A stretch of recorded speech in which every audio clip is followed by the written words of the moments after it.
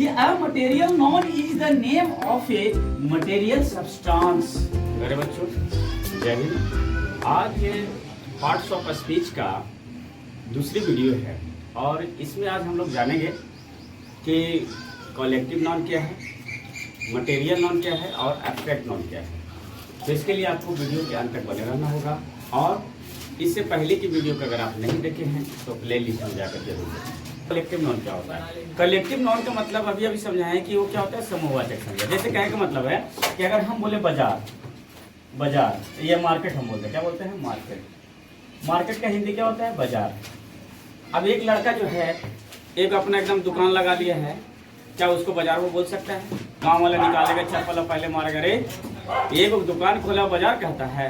तो बाजार नाम जो है, बाजार जो नॉन है वो समूह का बोध करवाता है और एक बाजार का मतलब होता है कई दुकानों का समूह। अगर कोई तुम ही लड़का हो, मान लो ये लड़का है, निकला यहाँ से कोचिंग करके एकदम पूरा एकदम बाहर है, बुलाओ हम तो भीड़ हैं।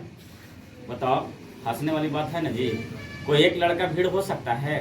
भीड़ का मतलब होता है कि एक से अधिक व्यक्तियों की झुंड और तब उसे भीड़ माना जाएगा। जैसे अगर हम गुच्छा की बात करें तो एक अंगूर है, अंगूर एक ले लिया उसको हम बोले ये गुच्छा है।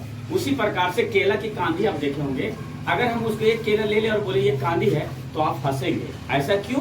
क्योंकि जिस संज्ञा का हम प्रयोग कर रहे हैं या जिस नाम की बात कर रहे हैं वो नाम जो है वो समूह की बोध करवा रहा है। गुच्छा का मतलब होता है अंगूरों की समूह, कोई एक अंगूर नहीं।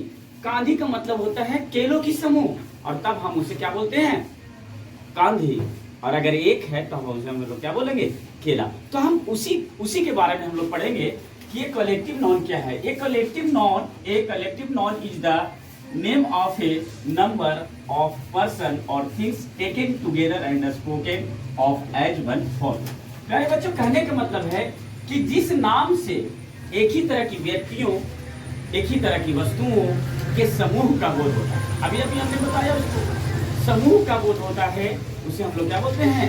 कलेक्टिव नॉन बोलते हैं, समूहवाचक संज्ञा बोलते हैं। जैसे कि आप देख सकते हैं कि क्लासरूम, क्लास का मतलब क्या होता है? वर्ग।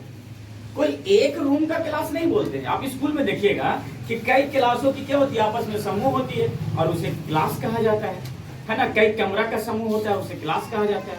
उसी तरह से आप देख सकते हैं कि बंच का मतलब गुच्छा, गुच्छा मतलब अंगूरों का समूह को गुच्छा बोलते हैं। इसी तरह का क्या होता है? हर, भीड़, आर्मी, सेना, ये सब क्या है? समूह की बोध करवाता है और समूहवाचक संज्ञा कहते हैं। चौथा नंबर जो है वो मटेरियल नॉन है।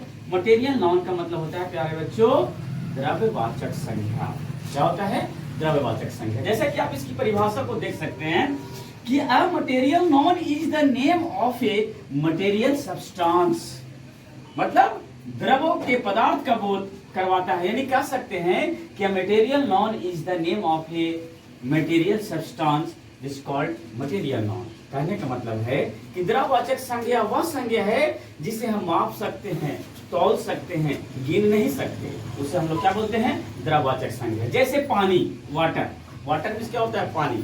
पानी को आप क्या गिन सकते हैं कि कितना पानी है, कि कैगो पानी है?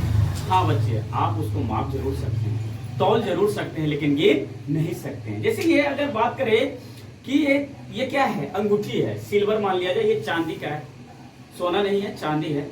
तो हंसिएगा नहीं क्योंकि चांदी है, ये चांदी है। और अगर हम इसको बोले कि कैगो चांदी है तब आप कंफ्यूज हो जाएंगे ना। चांदी को आप इसके माप सकते हैं कि 1 ग्राम है कि 2 ग्राम है, लेकिन इसको आप कैगो है वो गिन नहीं सकते। तो उसी स्थिति को हम लोग बोलते हैं द्रव्यवाचक संज्ञा। उसी स्थिति को, जैसे कि गोल्ड, गोल्ड मतलब हो गया सोना।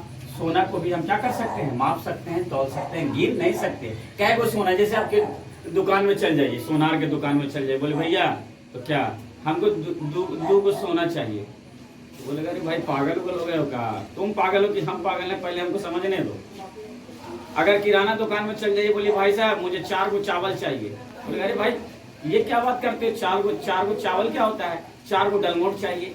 आप बोल सकते हैं कि 4 केजी चावल चाहिए, क्योंकि द्रव्यवाचक संज्ञा को हम माप सकते हैं, तौल सकते हैं, गिन नहीं सकते, और वो हर नाम द्रव्यवाचक संज्ञा कहलाएगा। जैसे तेल, तेल को माप सकते हैं, तौल सकते हैं, गेन नहीं सकते। घी, सिल्वर, मिल्क, ये सारे जो नाउन है वो क्या है, मटेरियल नाउन है। प्यारे बच्चों उसी तरह का होता है एब्स्ट्रैक्ट नाउन।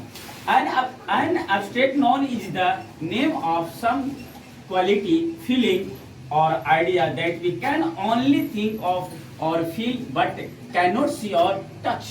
प्यारे बच्चों abstract noun का मतलब होता है भाववाचक संज्ञा, और भाव का मतलब होता है अनुभव। यानी भाववाचक संज्ञा वह संज्ञा है जिसे ना ही हम छू सकते और ना ही जिसे हम छू नहीं सकते, सिर्फ महसूस कर सकते हैं। भाववाचक संज्ञा वह संज्ञा है जिसे हम छू नहीं सकते, सिर्फ महसूस कर सकते हैं, उसे भाववाचक संज्ञा कहते हैं। जैसे लव, लव में होता है क्या, प्यार, और प्यार को हम सिर्फ महसूस कर सकते हैं, टच नहीं कर सकते हैं।